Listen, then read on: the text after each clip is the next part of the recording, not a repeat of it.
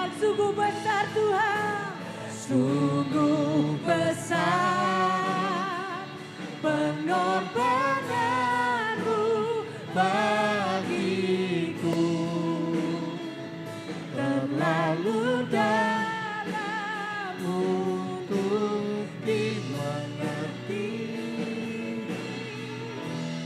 Sungguh besar, sungguh indah yang kau pikirkan tentangku, tak terselami bagiku. Sungguh indah. Katakan sungguh indah Tuhan, sungguh indah, sungguh indah. Beri kemuliaan buat Tuhan, Bapak Ibu yang dikasihi Tuhan. Terima kasih buat kemurahan-Mu yang telah Engkau nyatakan dalam hidup kami tanpa henti-hentinya bagi kami. Terbukti sampai detik ini kami tetap boleh mengenal Engkau lebih dalam. Kami boleh beribadah, kami memuji dan membesarkan nama-Mu. Dan tiba saatnya kami hari ini akan merenungkan kebenaran-Mu. Kami mau mengenal lebih dalam seorang pribadi yang telah berkuasa dan telah mengasihi kami. Sehingga kami pun boleh hidup bagi Engkau, bagi pribadi yang telah mengasihi kami Tuhan. Segala kuasa yang bukan dari Tuhan, yang ada di tempat ini, yang berusaha mengganggu kami percaya Tuhan sudah singkirkan semuanya dari gereja ini. Di dalam nama Tuhan Yesus Kristus, semua jemaat yang siap belajar dan diberkati, katakan sama-sama dengan saya, amin. Silakan duduk Bapak Ibu yang dikasihi Tuhan.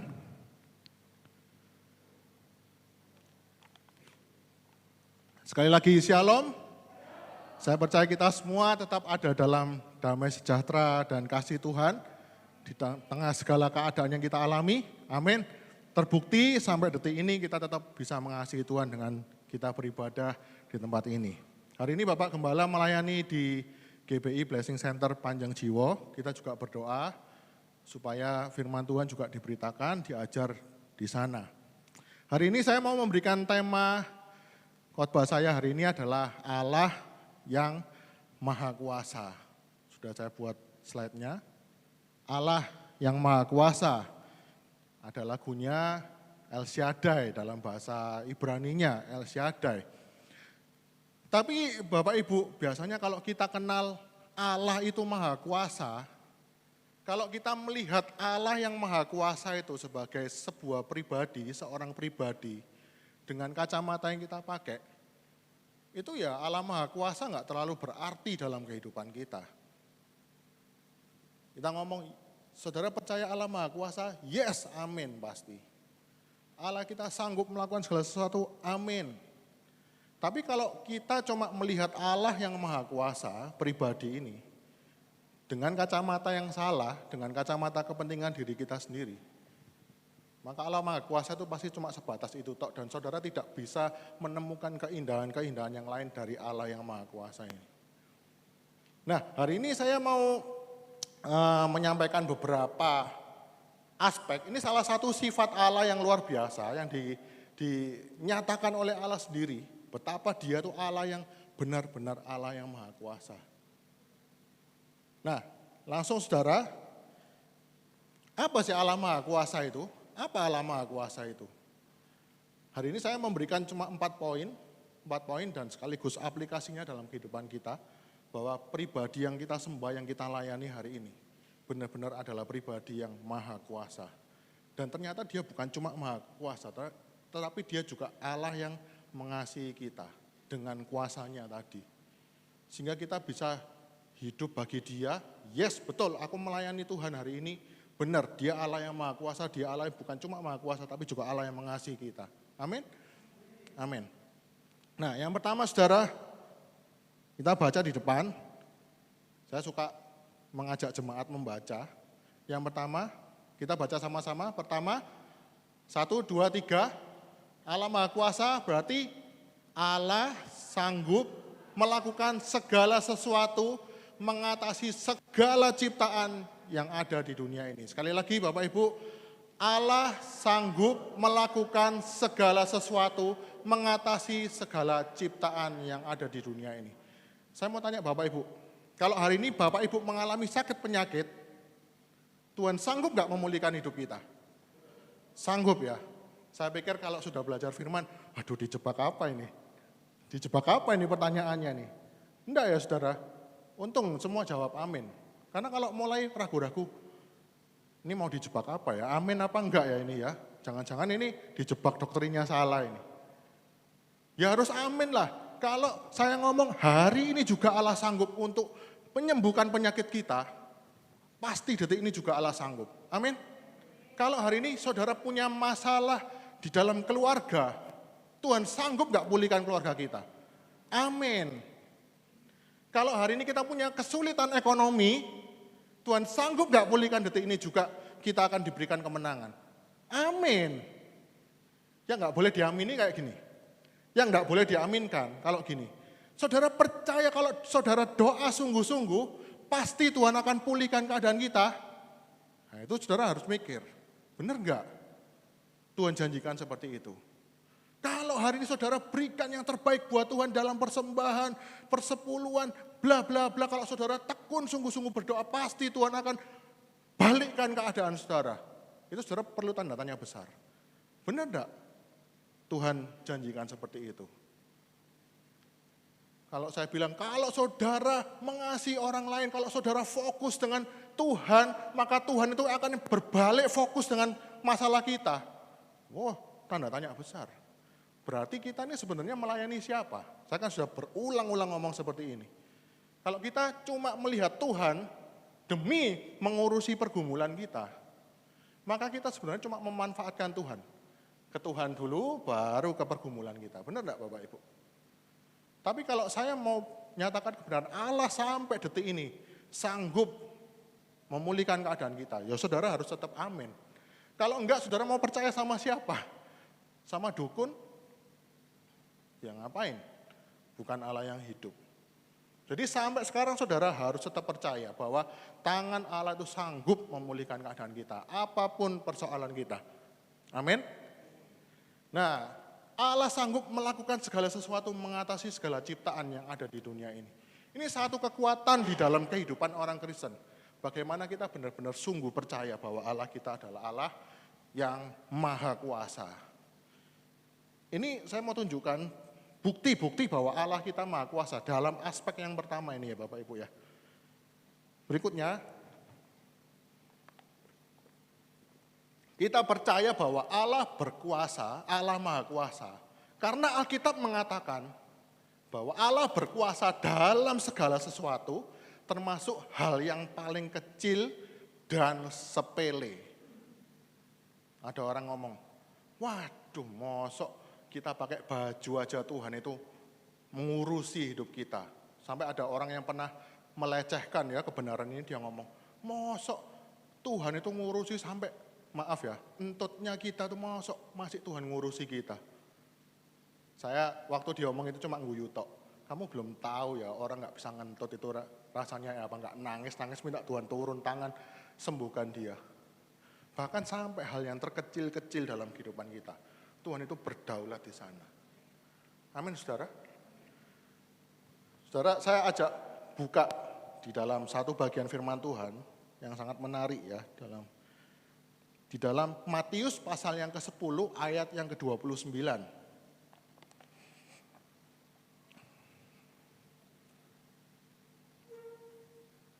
Saya hari ini masih berkhotbah poin ke poin.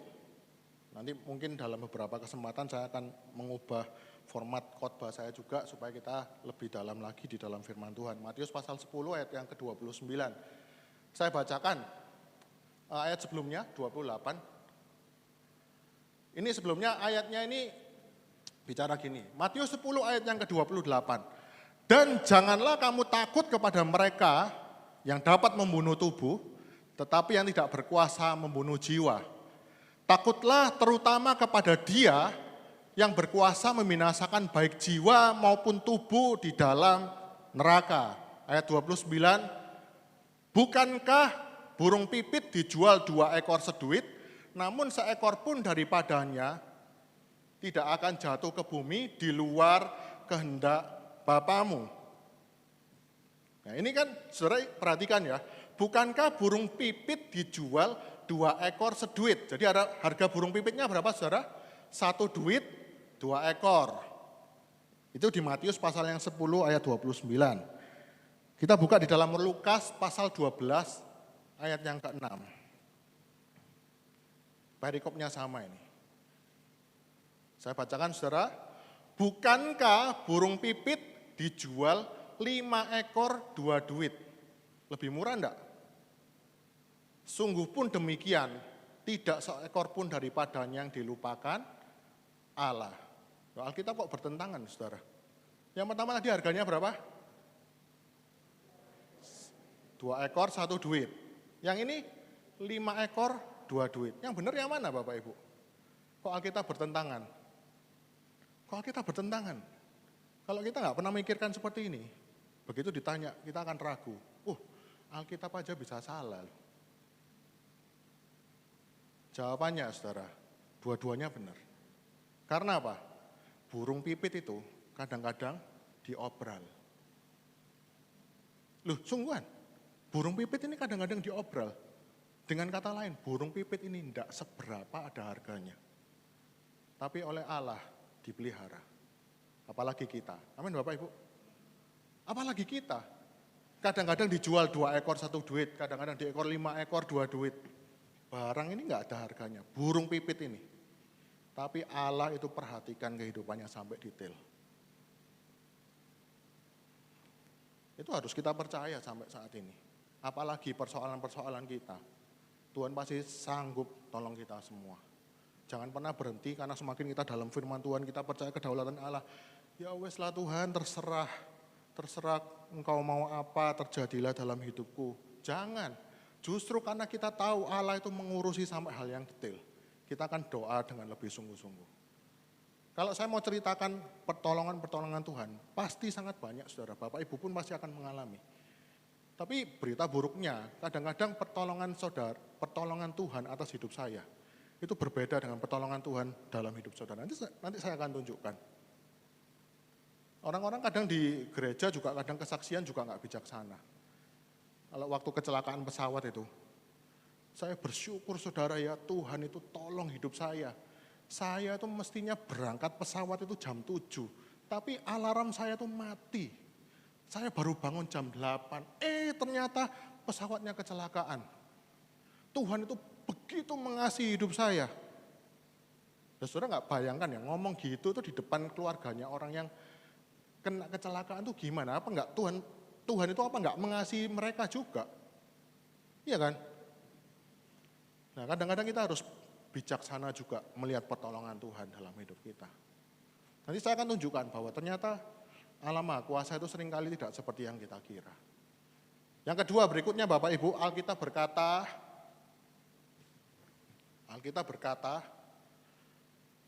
sebelumnya, 1 Raja-Raja pasal 22 ayat yang ke-34. 1 Raja-Raja pasal 22 ayat 34. Tadi Allah berkuasa atas hal yang remeh, burung pipit tadi yang tidak ada harganya. Tapi yang kedua, Allah juga berkuasa di dalam hal-hal yang sepertinya kebetulan. Jadi dalam hidup orang percaya, dalam kacamata Tuhan, tidak ada yang namanya kebetulan. 1 Raja-Raja 22 ayat 34. Saya tidak sedang membahas ini, tapi saya mau tunjukkan bahwa ada satu peristiwa yang luar biasa di dalam perjanjian lama. Ayat sebelumnya, 33. Ini ceritanya ada seorang raja, namanya Raja Ahab, saudara ya. Raja Ahab ini raja yang jahat di hadapan Tuhan. Dan suatu saat Tuhan itu menentukan bahwa dia, Raja Ahab ini, dibunuh di dalam peperangan. Kalau saudara baca di dalam kisahnya, mundur ayatnya, Itu nabi-nabi itu ada ratusan. Nabi-nabi ini menubuatkan, Raja Ahab, kamu habis ini kalau perang pasti menang. Satunya lagi ngomong, yes, Raja Ahab, kamu pasti menang. Satunya lagi, yes, kamu pasti menang. Tapi ada satu nabi tok yang bilang, kamu akan kalah. Aku melihat bangsa Israel itu terpecah belah, tercecer di pegunungan. Dan saudara tahu, waktu mereka perang, perang. Raja Israel ini sampai waktu perang tuh nyamar, supaya dia tidak jadi sasarannya musuh. Tapi saudara, perhatikan ayat 33. Segera sesudah para panglima pasukan kereta itu melihat, maksudnya musuhnya ini, bahwa dia bukanlah Raja Israel, karena nyamar tadi, maka undurlah mereka dari padanya. Mundur pasukannya. Ayat berikutnya, tetapi seseorang menarik panahnya dan menembak secara sembarangan saja dan mengenai Raja Israel di antara sambungan baju sirahnya. Jadi ceritanya gini, kalau dibikin film gitu, putus asa, mana Raja Israelnya nggak ada, ternyata nggak ikut perang. Tapi kan saudara perhatikan, Tuhan itu sudah menentukan bahwa dia akan mati. Dan ternyata ada satu pasukan itu narik panahnya ini. Ngawur loh ini ya, ditulis apa? Dengan sembarangan saja. Harusnya kan peluangnya kena mana-mana itu banyak tuh saudara, benar enggak? Tapi dia narik panah tuh sembarangan, nancep terus masuk ke baju sirahnya Raja Israel. Ini kalau di dalam kacamata manusia tidak ada yang kebetulan. Di mata manusia kebetulan, tapi di mata Allah ini bukan kebetulan. Jadi tidak ada yang kebetulan di dunia ini. Mau saudara hari ini mengalami masalah, itu bukan kebetulan, bukan hari sial. Pengkhotbah kemarin 2 minggu lalu Bapak Gembala bilang apa? Hari malang pun juga dijadikan Tuhan. Hari apes yang buat kita, yang hari ini kita merasa apes, itu ternyata Tuhan yang jadikan. Amin saudara. Jadi poin yang pertama hari ini, Allah Maha Kuasa mengatasi segala ciptaan. Itu membuat kita tetap bisa berharap dan bersungguh-sungguh doa sama Tuhan. Saya dulu pernah, kalau nggak salah bulan September itu saya pernah khotbah panjang lebar bagaimana kita memahami Allah itu menentukan segala sesuatu, tapi kita pun juga tidak boleh berhenti berusaha. Saudara boleh dengar lagi kalau misalkan itu, supaya kita juga dalam berdoa, dalam hidup kita, selain kita benar-benar bergantung sama Tuhan, tapi kita pun juga sungguh-sungguh berdoa sama Tuhan. Kadang-kadang kalau saya nyampaikan, doa itu tidak bisa mengubah rencana Allah. Betul, tapi bukan berarti kita tidak boleh berdoa. Justru karena Allah mengatasi hal-hal yang kecil-kecil ini, itu berarti dia tempat yang tepat untuk kita berdoa. Amin. Itu poin yang pertama. Jadi kalau saudara hari ini punya persoalan beban berat, dia masih tempat yang tepat kok Bapak Ibu. Tempat kita menaruh segala sesuatu pergumulan kita kepadanya. Amin. Poin yang berikutnya sekarang.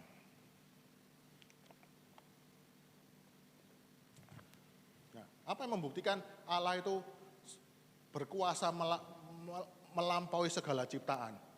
Karena Allah sudah mengerjakan karya terbesar yang sudah dia rencanakan jauh sebelum dunia dijadikan, meskipun banyak yang berusaha menggagalkan. Apa karya terbesar itu saudara? Penebusan hidup kita melalui karya salib Kristus. Saudara, ini kalau saudara baca di Alkitab Perjanjian Lama, itu banyak hal-hal yang luar biasa yang semakin kita kagum, yes Tuhan ini memang luar biasa. Saudara lihat ya, kita sekolah minggu, saya kasih contoh satu bagian kecil aja, di dalam Kejadian pasal 6, ayat yang ke-7.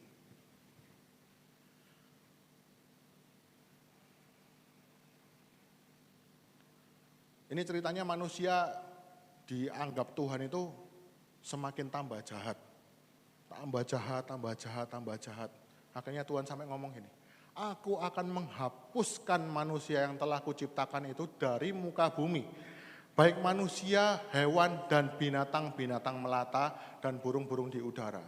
Sebab aku menyesal bahwa aku telah menjadikan mereka. Tentunya Allah menyesal di sini, bukan seperti kita menyesal. Saudara boleh pelajari di rumah, tapi hari ini saya tidak sedang membahas apa yang dimaksud Allah menyesal itu. Yang pasti bukan seperti kita nih menyesal, bikin sesuatu salah, lu getun rek, lu salah rek. Bukan seperti itu ya. Ayat berikutnya, tetapi Nuh mendapat kasih karunia di mata Tuhan. Jadi waktu manusia ini semuanya ini sedang jatuh di dalam dosa, Tuhan itu sampai jengkel setengah mati. Dan dia ngomong, aku ini akan membinasakan semua manusia di muka bumi ini. Tapi kalau kita waktu sekolah minggu dulu diajari apa? Jadilah seperti Nuh. Di tengah orang-orang yang jahat, dia tetap hidup benar. Sehingga Allah itu menyelamatkan dia. Ini keliru Bapak Ibu. Keliru loh ini. Separuh kebenaran. Nuh mendapat kasih karunia di mata Tuhan. Karena apa? Kalau saudara melihat dari kacamata Allah yang begitu luar biasa. Ingat gak janjinya Tuhan kepada Adam dan Hawa? Kamu jatuh dalam dosa, tapi nanti dari keturunanmu akan ada lahir juru selamat. Namanya Yesus Kristus. Nah pertanyaannya saudara, kalau Allah sudah berjanji dari keturunan Adam dan Hawa itu lahir juru selamat, mungkin gak manusia ini dihabiskan? Tidak mungkin toh, tidak logis. Masa Tuhan ciptakan manusia lagi, berarti kan bukan keturunannya Adam dan Hawa. Nah saudara lihat, bahkan kejatuhan manusia pun tidak bisa menggagalkan rencana Allah. Bahkan hal-hal yang luar biasa seperti ini ada di dalam tangan Tuhan. Nanti di zaman Esther, saudara kalau baca ceritanya, ada orang ngomong, wah kamu harus puasa seperti Esther, akan membalikkan keadaan. Ya puasa baiklah saudara, tapi saya mau sampaikan kepada kita semua, dari perspektif rencana Allah, bukan Esther yang membalikkan keadaan, tapi memang kedaulatan Allah yang berlaku demikian. Kalau orang Israel sampai saat itu tidak dilindungi sehingga bisa dibinasakan sama namanya Haman itu, ya tidak lahir juru selamat melalui bangsa Israel. Benar tidak Bapak Ibu?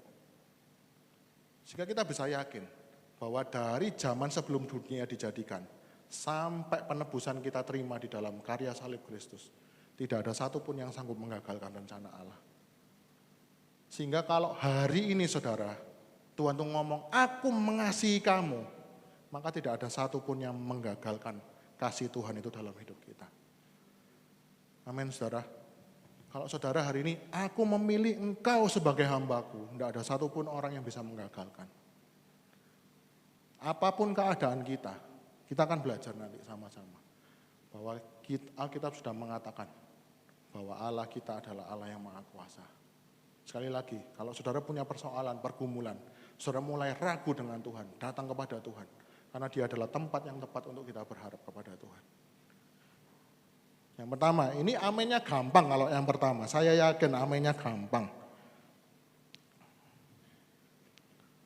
Oh, saya mau tunjukkan satu kata-kata bagus, saudara ya. Ini, ada satu orang hamba Tuhan yang sering saya belajar dari buku-bukunya. Ngomong gini, jika ada satu molekul, saudara tahu molekul ya, molekul. Satu sel atom di dunia ini, debu lah katakanlah. Jika ada satu molekul saja di dunia ini yang berada di luar kedaulatan Allah, kekuasaan Allah, maka janji Tuhan belum tentu terjamin bisa terjadi. Kalau manusia yang berjanji, meleset terus. Saya ngomong sama misalkan mama mertua saya, "Ma, nanti sore jam 5 tak jemput pergi PTC, jam 5 aku sampai rumahnya mama, setengah 6 nanti sampai PTC." Kira-kira saya berani jamin enggak 100% bahwa omongan saya bisa dipercaya? Enggak mungkin berani. Saya ngomongnya gede ya, "Ma, jam 5 aku sampai rumah mama, nanti setengah 6 kita pasti sampai PTC." Tapi saya tuh bahkan enggak bisa berkuasa dengan tubuh saya sendiri, bener enggak? Jam 5 kurang perut saya mules, masa bisa saya handle? Enggak bisa loh. Harus ke belakang dulu, telat pasti wesan. Wong saya kalau di kamar mandi itu setengah jam dewes. Saya nggak berkuasa atas tubuh saya. Saya ngomong gitu, saya nggak berkuasa atas tubuh saya, sehingga janji saya pasti meleset. Yang kedua, saya nggak berkuasa terhadap lalu lintas. Benar nggak Bapak Ibu? Saya ngomong jam 5, ya mama tak jemput. Tapi begitu keluar perempatan, macet. Nggak berkuasa atas lalu lintas. Saudara bayangkan debu ya. Saya ngomong nyetir, tiba-tiba mata saya kemasukan debu. Das gitu masuk mata saya. Bisa menimbulkan hal-hal yang banyak kacau enggak? Saya nyetir, orang naik motor kena debu, nabrak, brak. Begitu debu ini begitu kelihatannya enggak ada artinya. Tapi kalau ini di luar kedaulatan Tuhan, kita tiap hari akan khawatir. Wah, ada satu debu di luar kedaulatan Allah. Benar nggak ya janji Tuhan bisa digenapi dalam hidupku? Tapi justru karena Allah berkuasa sampai hal yang remeh-temeh, kita bisa percaya bahwa Allah itu Maha Kuasa. Poin berikutnya dari Allah yang Maha Kuasa,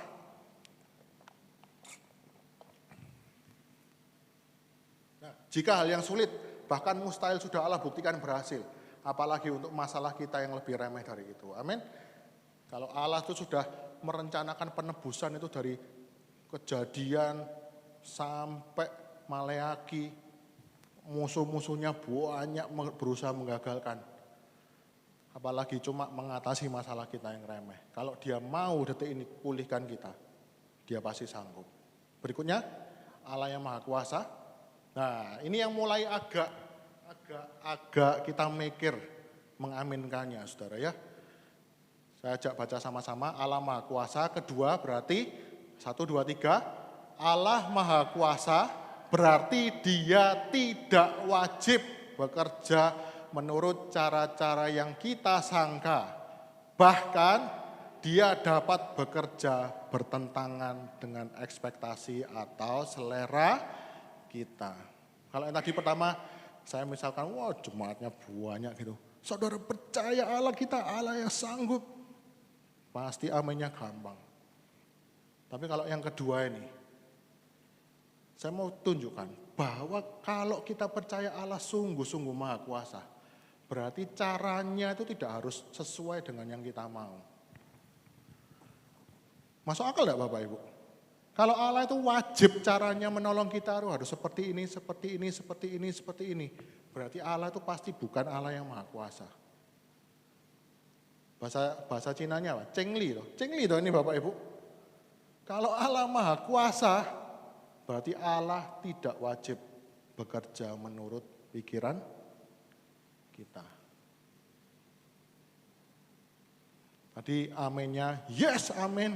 Sekarang Allah Maha Kuasa itu berarti caranya tidak sesuai dengan keinginan kita. Mulai, waduh, gak enak mana. Tadi wes enak, sekarang gak enak mana. Gitu kan? Kita buka di dalam Yesaya pasal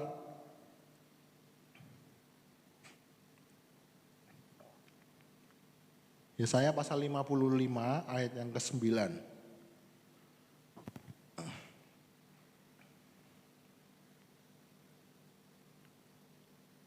Nah ini saya ajak kita baca sama-sama. 1, 2, 3. Seperti tingginya langit dari bumi, demikianlah tingginya jalanku dari jalanmu dan rancanganku dari rancanganmu. Sekali lagi Bapak Ibu dengan sungguh-sungguh yakin 1, 2, 3. Seperti tingginya langit dari bumi, demikianlah tingginya jalanku dari jalanmu dan rancanganku dari rancanganmu. Ini satu sifat Allah Maha Kuasa. Bahwa karena dia Allah yang maha tinggi, Allah yang maha kuasa, dia tidak harus bekerja menurut aturannya ciptaan. Nah, berikutnya, slide berikutnya. Slide berikutnya. Jika ada seorang pribadi yang selalu setuju dengan seluruh keinginan, ambisi, selera kita, itu pasti apa Bapak Ibu? Bukan Allah, tetapi berhala buatan kita. Justru kalau Allah, kita percaya Dia Allah yang Maha Kuasa, tapi dalam prakteknya kita menghendaki Allah itu selalu setuju dengan permintaan kita, dengan keinginan kita, dengan kehendak kita, dengan ambisi kita. Kita mau apa, Tuhan itu harus turuti. Tuhan, kita mau apa, Tuhan harus turuti. Itu bukan sedang sembah Allah, Bapak Ibu, tapi kita sedang menyembah berhala. Justru kalau Allah itu Maha Kuasa, Dia berhak lakukan cara apapun untuk bekerja dalam hidup kita. Justru kalau kita ngatur caranya harus seperti ini, seperti ini, seperti ini. Dia bukan Allah yang Maha Kuasa. Dia justru Allah yang terbatas, dibatasi oleh pikiran kita. Saya kasih contoh, saudara. Saya kasih contoh. Kalau saudara sakit, mengalami kanker stadium 4 yang nggak sudah ditolong, yang nggak bisa ditolong. Di dalam pikiran kita, Tuhan itu harus bekerja dengan cara apa? Coba gimana? Kalau kita dalam mengalami kanker sudah stadium 4, kita kepengennya Tuhan itu bekerja dalam hidup kita dengan cara apa? Tiba-tiba ada petir, duar, ruang rumah sakit itu dipenuhi cahaya, dan kanker stadium 4 itu tiba-tiba diambil sama Tuhan.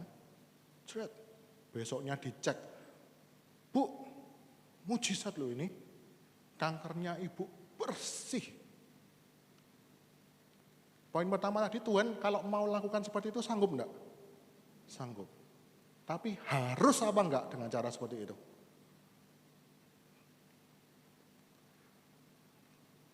Enggak harus. Justru karena Dia Allah Maha Kuasa, enggak harus.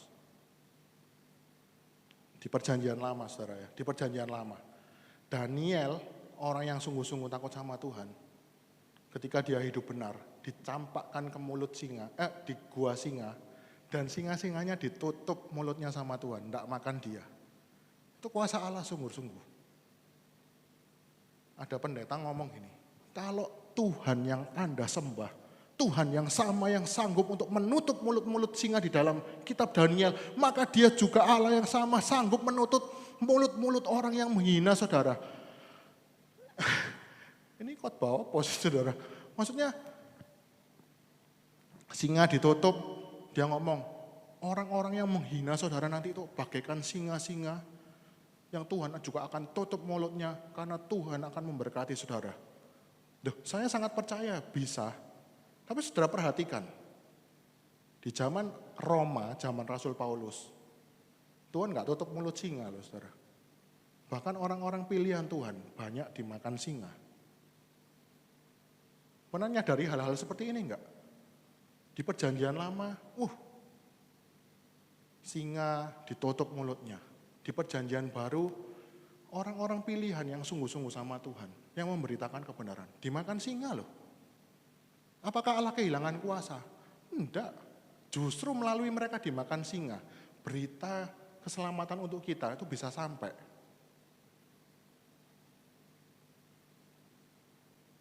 Nah, dalam kehidupan kita, dalam berhubungan, kalau kita punya masalah keluarga, saudara ya, punya masalah keluarga antara suami dengan istri. Misalkan kita ini punya suami atau istri yang tiap hari itu kerjaannya kalau nggak nyakiti hatinya kita tuh nggak enak. Saya mau tanya, saudara berdoa kepada Tuhan, pengennya Tuhan melakukan apa?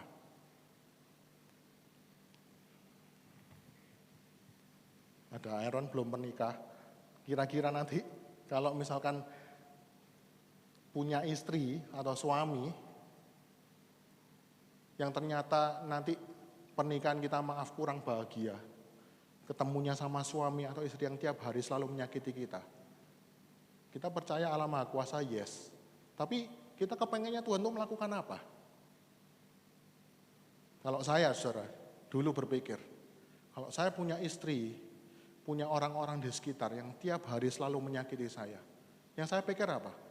Oh, Tuhan itu sanggup turun, menjamah hati pasanganku, menjamah hati mertua, menjamah hati menantu, menjamah hati orang tua untuk mengubah hatinya yang keras menjadi taat.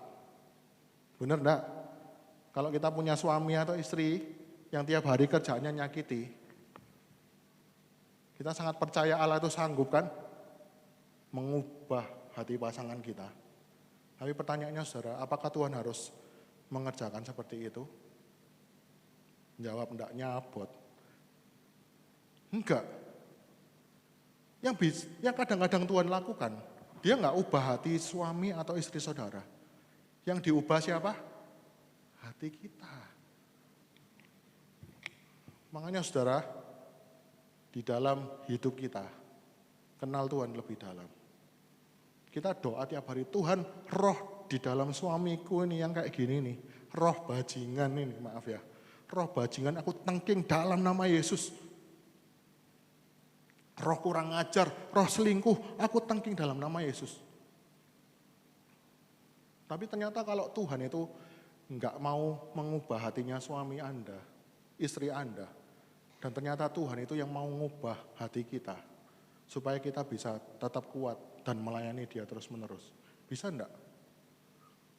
Enggak harus mengubah orang yang konflik dengan kita. Justru membuktikan bahwa Allah Maha Kuasa. Dalam poin ini yang terakhir, Paulus ngomong apa? Sudah 3 kali aku berseru untuk meminta iblis itu diambil dari hidupku. Tapi iblis itu tetap ada. Padahal dia biasanya apa?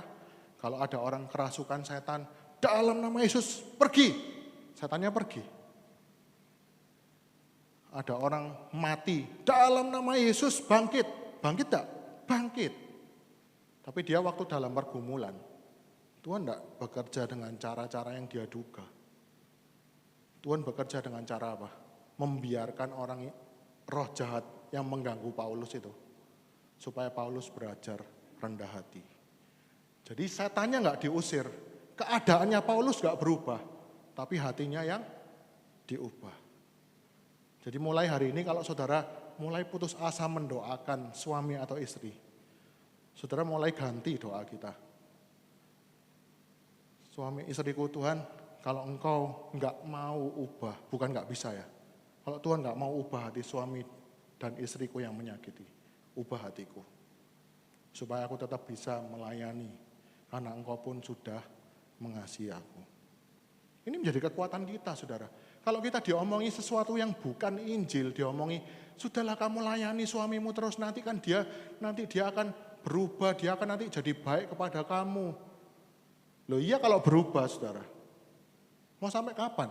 Kalau ternyata Tuhan nggak mengubah dia, kita berhenti berdoa dong. Tapi kita ganti doa hari ini. Aku percaya engkau Allah yang Maha Kuasa. Berikan aku kekuatan hati yang baru. Untuk dalam konflik ini, hatiku yang berubah, semakin mengasihi Tuhan. Amin. Mulai berat, tambah berat, aminnya. Darinya tadi amin, losor gini.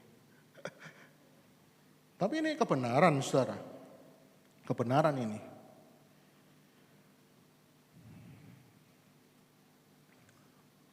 Saya mau cerita sedikit ya saudara, mau cerita sedikit ada satu orang misionaris di Papua sana. Hamba Tuhan ini luar biasa ya, tapi saya tidak terlalu mengenal dia seperti apa. Nanti katanya diundang juga di acaranya GPPS. Tapi saya pernah dengar kesaksiannya gini. Dia waktu dari Amerika dipanggil Tuhan untuk melayani di Papua. Hari pertama dia datang ke Papua, itu dia mengalami malaria. Papua kan orang ke sana tuh pasti kena malaria. Bener enggak? Saya mau tanya, seharusnya kalau orang melayani Tuhan, harusnya Tuhan sembuhkan enggak? Selama ini yang kita diajarkan ya, kalau kamu melayani Tuhan dengan sungguh-sungguh, apa yang menjadi kebutuhanmu akan dipenuhi Tuhan. Lah dia butuh sembuh loh saudara. Tidak disembuhkan ternyata. Dia mulai bertanya-tanya, apa aku salah panggilanku ini? Kok nggak disembuhkan? Apa aku salah selama ini melayani Tuhan? Tapi untungnya dia tetap kuat. Dia berdoa sama Tuhan. Dia balik ke negaranya, berobat di sana. Balik lagi, kedua kalinya ke Papua. Dan kena malaria lagi loh saudara. Bayangkan. Kalau kita jadi orang itu, Tuhan ini sudah kehilangan kuasa lah. Orang-orang di sana masih tertutup dengan Injil, saudara. Plus yang misionaris ini mengalami malaria. Padahal ekspektasi saya pribadi kalau lihat seperti itu. Mbok sembuhkan secara ajaib lah, orang-orang bisa lihat ya Tuhan bahwa Allahnya orang Kristen ini berkuasa. Jengli enggak Bapak Ibu? Kok nggak disembuhkan sih? Coba tiba-tiba ada sinar gitu kan, yang misionaris ini sembuh dari malaria kan orang-orang bisa, wih kekuatan apa ini? Kedua kali nggak disembuhkan saudara. Tapi yang ketiga, dia balik lagi berobat, datang lagi, kena malaria lagi. Nggak disembuhkan sama Tuhan. Tapi saudara apa tahu apa yang terjadi? Kepala suku yang di Papua ini, dia datang sama orang yang misionaris ini. Pak, Bapak ini sudah 3 kali ke Papua loh, kena malaria. Kok nggak kapok-kapok? Sebenarnya Bapak ini mau ngapain? Dari situ dia beritakan Kristus. Dan akhirnya banyak orang di Papua diselamatkan. Ayo, kita sering kali berpikir enggak, cara Tuhan seperti ini. Tapi ternyata Tuhan itu memakai penderitaan ini, orang ini. Untuk memenangkan jiwa-jiwa bagi Tuhan. Dan hari ini saya enggak pernah menjanjikan bahwa kalau saudara punya pergumulan sesuatu, saudara pengen punya ini dalam rumah tangga, punya ini. Enggak pernah dijanjikan sama Tuhan. Tapi kalau saudara hari ini, suami istri punya pergumulan, punya sesuatu. Tapi kalau suami istri ini tetap sungguh-sungguh meskipun tidak mendapat sesuatu yang mereka inginkan, saudara kan bisa jadi kesaksian bagi orang lain.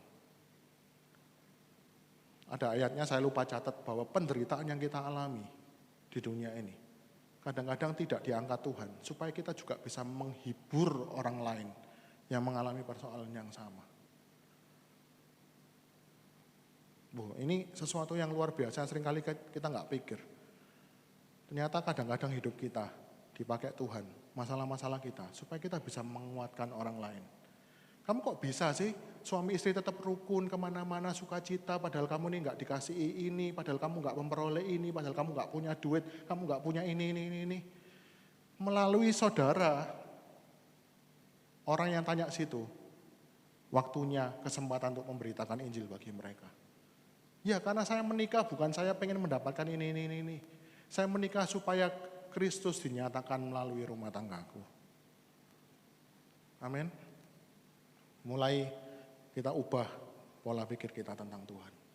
Yang punya persoalan, pergumulan dengan siapapun juga, serahkan sama Tuhan, serahkan sama Tuhan, sungguh-sungguh. Tuhan, kalau keadaanku tidak berubah, hatiku yang ubahkan. Supaya aku tetap mengasihi Tuhan dan mengasihi orang-orang di sekitarku. Yang ketiga,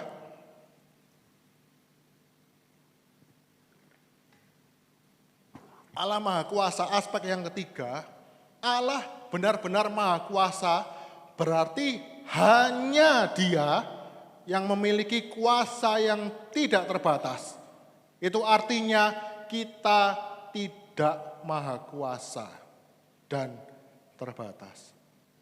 Kalau kita menyatakan iman kita kepada Tuhan, Tuhan Engkau Allah yang maha kuasa, itu konsekuensi dari perkataan kita adalah kita juga mengakui bahwa kita tidak maha kuasa.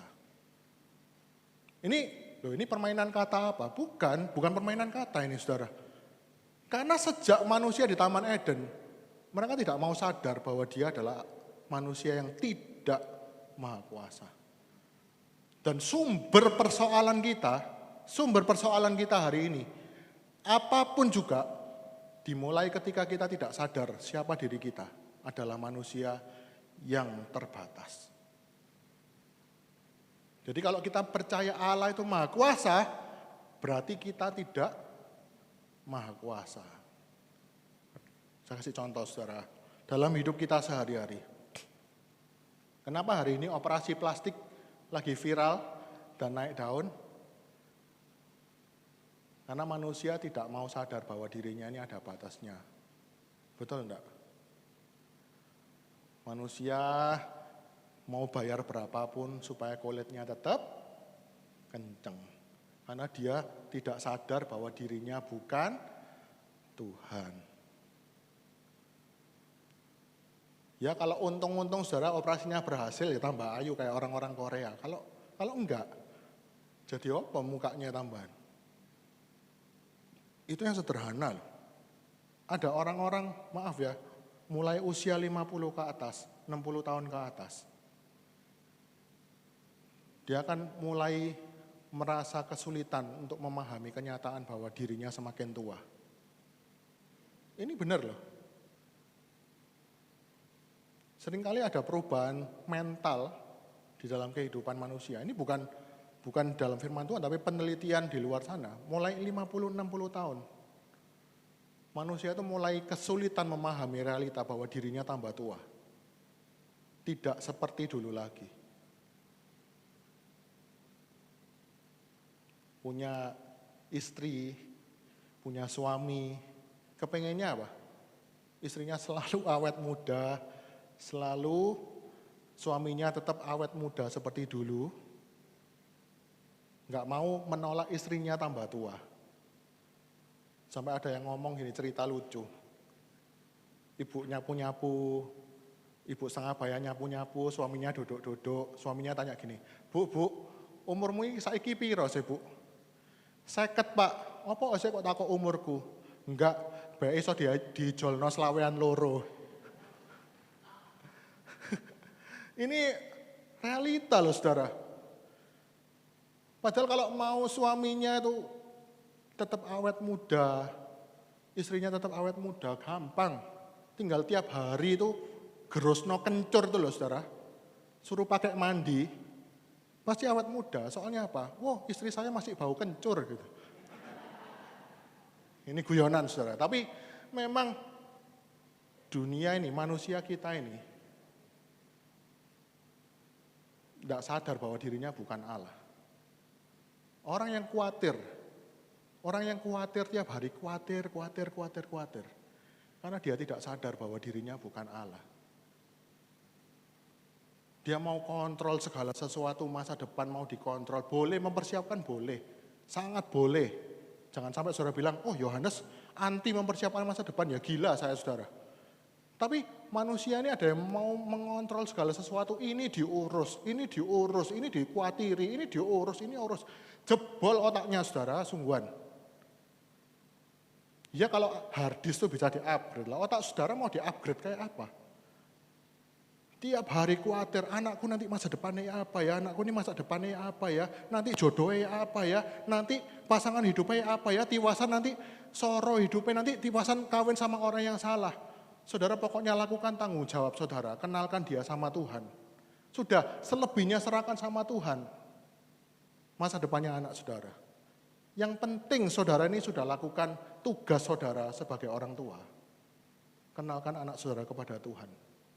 Sudah, kalau saudara sudah lakukan, serahkan sama Tuhan. Karena saudara bukan Allah. Nanti masa depan dia punya anak, saudara punya anak, masa depannya gimana, saudara lakukan aja seperlunya, sisanya serahkan sama Tuhan. Karena saudara bukan Allah. Kalau saudara pikiri terus, ini masa depannya gimana ya apa ya, anakku di rumah gimana ya, putuku ya apa ya, jebol saudara sungguhan fisiknya. Sungguh. Karena saudara bukan Allah. Dan lebih ngerinya kalau saudara tahu di dalam dunia pelayanan, hamba-hamba Tuhan mungkin ada yang dengar khotbahnya online nanti. Biasanya Papa suka kirim kemana gitu.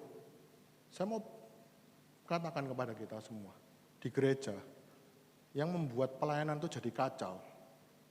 Itu karena orang-orang yang melayani Tuhan tidak sadar bahwa mereka bukan Allah. Dia mau dapatkan kuasa sebanyak-banyaknya, dia pertahankan pelayanan itu supaya tidak jatuh ke dalam tangannya orang lain. Dan akhirnya gerejanya itu jadi pecah, rusak, berebut semua. Dan kalau hamba Tuhannya sudah mulai tua, biasanya dia apa? Persiapkan anaknya misalkan tidak punya potensi untuk melayani, dipaksakan supaya pokoknya gereja ini jangan sampai jatuh ke tangannya orang lain. Dan itu gereja jadi gak karu-karuan karena konsep-konsep seperti ini. Wah, gereja ini habis dipegang papaku, harus tak pegang. Pokoknya gak boleh jatuh ini ke tangannya orang lain. Kalau saudara terlibat di dalam pelayanan, saudara harus siap bahwa suatu waktu kita akan dilupakan, kita akan tidak dihargai. Itu kebenarannya saudara, karena kita bukan Tuhan, kita nggak bisa hidup abadi selama-lamanya di dunia ini. Kita terbatas. Dan karena kita punya Allah Maha Kuasa, serahkan sama Dia semua. Maka kita akan hidup dalam damai sejahtera. Wah ini, kalau kita bisa serahkan sama Tuhan dengan sungguh-sungguh, maka kita akan mengalami damai sejahtera. Yang penting kita sudah lakukan apa yang menjadi kewajiban kita. Bukan jadi alasan untuk malas-malasan juga, saudara. Oh pokoknya tak serahkan, mboh anakku ini gini, mboh tak serahkan, mboh. Nggak bisa juga. Yang penting kita sudah lakukan yang terbaik. Berusaha yang terbaik, serahkan sama Tuhan. Karena kita bukan Tuhan. Saya ambekan sebentar, saudara.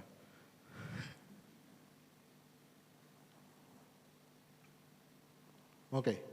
Poin yang terakhir,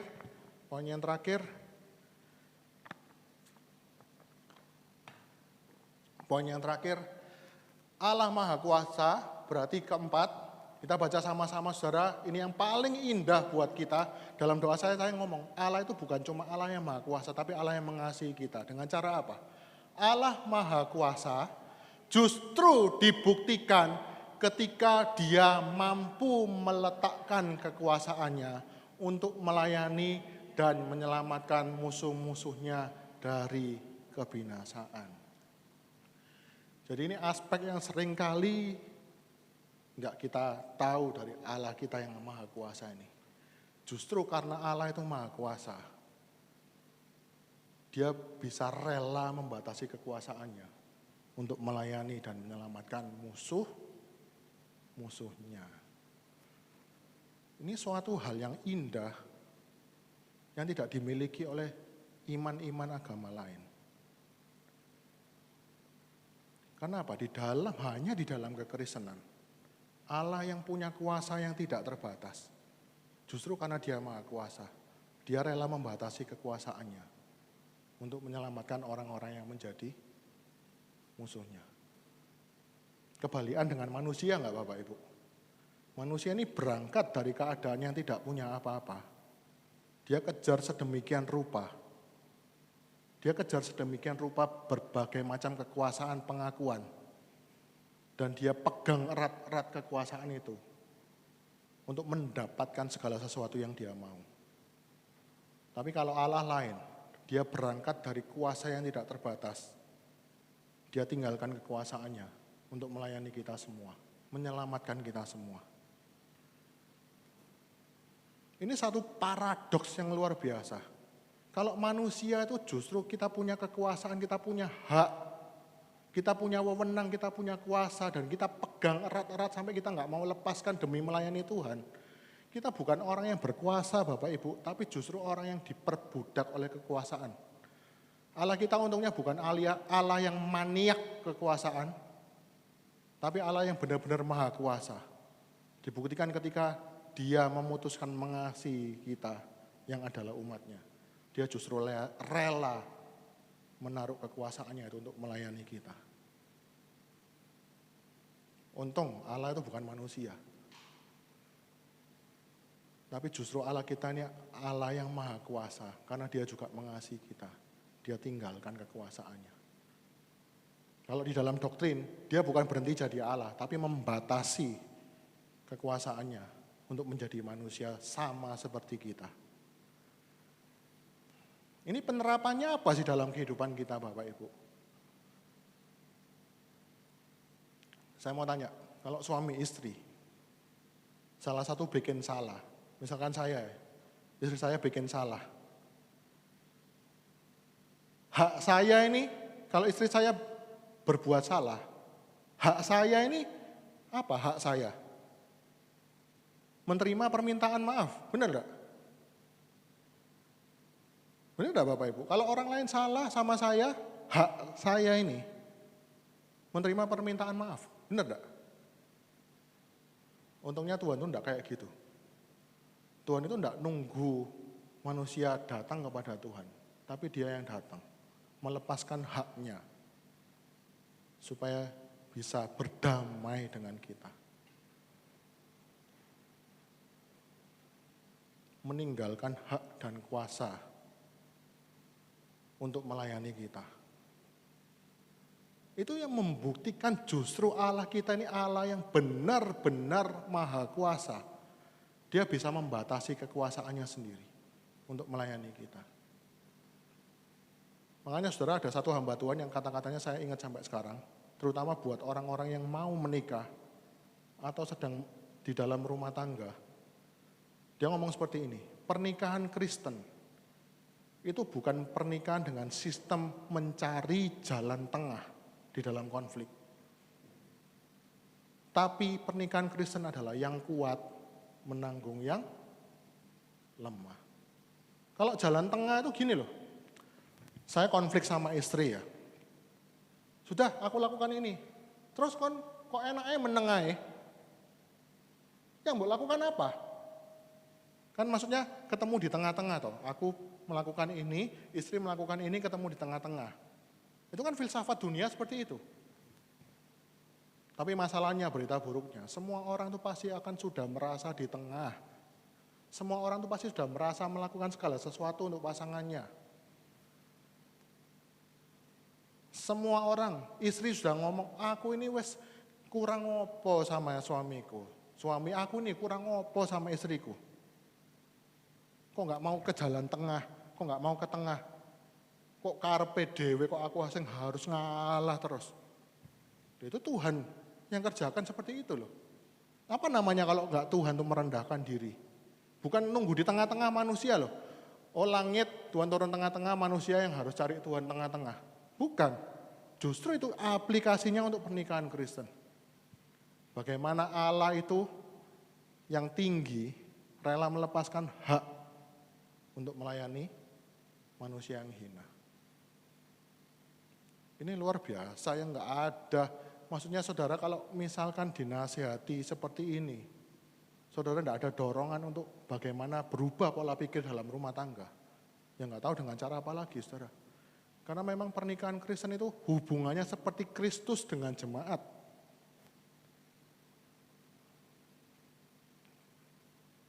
Hubungan Kristus dengan jemaat. Jemaat ini bukan yang berinisiatif mencari Kristus, Kristus yang mencari jemaat. Ini keindahan yang luar biasa. Justru karena Allah itu Allah yang maha kuasa.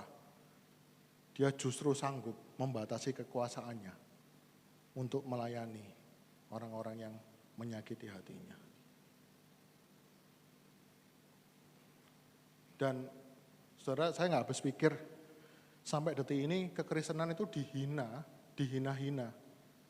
Karena, oh Yesus kok mati, Allah kok mati. Coba kita baca dulu ya, dalam Matius pasal yang ke-26. Oh, Matius 27. Matius 27, ayat yang ke-41. Nah, di dalam peristiwa salib Bapak Ibu, perhatikan di sini ada orang-orang di sekitar salib itu yang mengolok-olok Yesus, seperti yang dilakukan oleh orang-orang seberang ketika membicarakan kekristenan. Benar enggak? Demikian juga imam-imam kepala bersama-sama ahli-ahli Taurat dan tua-tua mengolok-olokkan dia dan mereka berkata, orang lain ia selamatkan, tetapi dirinya sendiri tidak dapat ia selamatkan. Ia Raja Israel, Katanya ia Raja Israel, baiklah ia turun dari salib itu dan kami akan percaya kepadanya. Langsung switch ke Matius 26 ayat 52 sampai 53.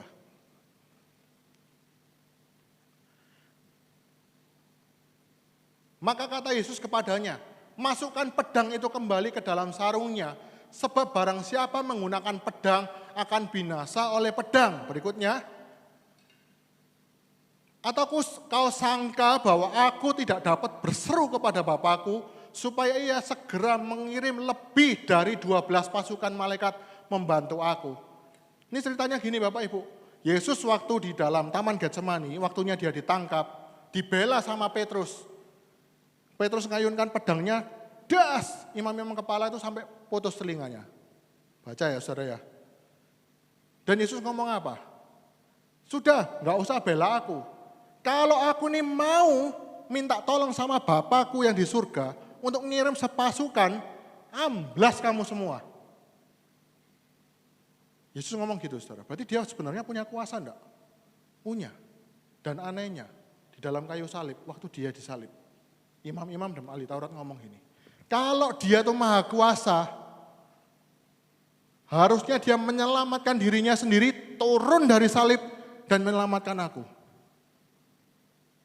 Kita pun juga sering seperti itu enggak? Kalau Allah maha kuasa tuh harusnya lakukan ini, lakukan ini, lakukan ini. Tapi saudara sadar enggak? Kalau Allah mempertahankan kekuasaannya, kita semua binasa. Tidak ada seorang pun yang bisa selamat kalau Allah itu mati-matian mempertahankan kuasanya. Kalau saya bayangkan, saya yang jadi Yesus, saudara, diolok-olok kayak gitu. Saya ngomong sama Bapak, Bapak, aku tak turun 5 menit aja, tak santapi kabeh molote. Bisa enggak, saudara? Bisa loh, Yesus ngomong, aku kalau minta pasukan sak kompi, bisa. Dan orang-orang ini dengan mulutnya yang gak tahu ngomong apa, dia ngomong, kalau engkau anak Allah harusnya bisa menyelamatkan dirimu sendiri. Hahaha. Padahal ketika Allah itu mempertahankan kekuasaannya, kita semua binasa. Tapi justru Allah itu melepaskan kekuasaannya, kita semua justru bisa selamat. Karena Allah yang menggantikan seluruh kelemahan kita untuk mentaati Allah. Ini luar biasa dalam kekristenan. Dan ini harus saudara ingat di dalam segala aspek kehidupan kita. Kalau kita dipanggil Tuhan melayani suami, melayani istri, melayani ibadah di gereja ini, siap-siap kehilangan hak, siap-siap kehilangan kekuasaan, siap-siap kehilangan pengakuan. Ini bicara kepada diri saya sendiri, saudara. Siap-siap kamu kehilangan otoritas, siap-siap dilupakan, siap-siap kamu tidak dihargai, tidak diakui. Karena Allah pun rela merendahkan dirinya untuk melayani kita. Enggak apa-apa saya enggak diakui, yang penting saudara diberkati. Enggak penting saya ini dilanggar haknya, yang penting istriku mengalami sukacita. Yang penting suamiku melayani sukacita. Mengalami sukacita dari Tuhan. Enggak penting aku tidak diakui. Yang penting orang tuaku bisa mengenal Tuhan. Enggak penting aku memperoleh hak-hak gini. Yang penting jemaat diberkati. Enggak penting aku enggak diakui, yang penting gembalaku merasakan sukacita dari kehidupanku. Enggak peduli aku datang ibadah enggak dianggap. Tapi yang penting aku bisa jadi kesaksian untuk orang-orang di sekitarku. Amin, saudara. Ini luar biasa. Enggak ada di kepercayaan lain seperti ini. Kalau kepercayaan lain, kita dituntut untuk memperoleh kuasa sebesar-besarnya melalui kegiatan agamawi. Tapi kalau orang Kristen justru kebalik, karena Tuhannya sudah mengerjakan seperti itu. Makanya orang Kristen kan disuruh mengasihi karena dia sudah dikasihi. Meninggalkan hak, seperti di jemaat Filipi. Jemaat Filipi itu orang konflik, isinya orang-orang yang kepengen diakui. Orang-orang yang sombong. Dan dosa ini itu dosa yang unik, butuh pengakuan. Tapi Paulus ngomong, ubah pikiranmu seperti Kristus, yang walaupun dalam rupa Allah, rela membatasi, mengosongkan dirinya untuk taat sampai mati. Saya undang pemain musik maju ke depan, saya undang dengan hormat.